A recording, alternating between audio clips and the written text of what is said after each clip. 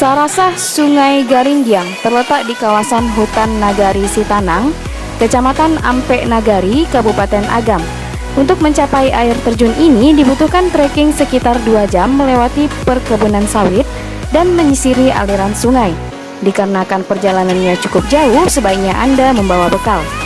Hutan di sepanjang aliran sungai masih asri sehingga cahaya matahari tidak terlalu dapat menembus dedaunan yang rindang.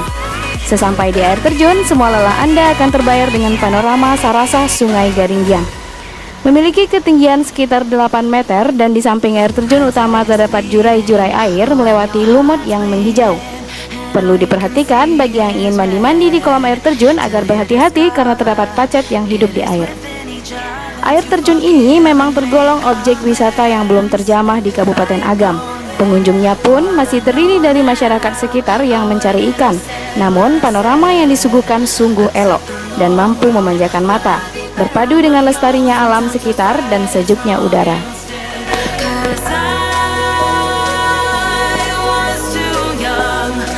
And I didn't understand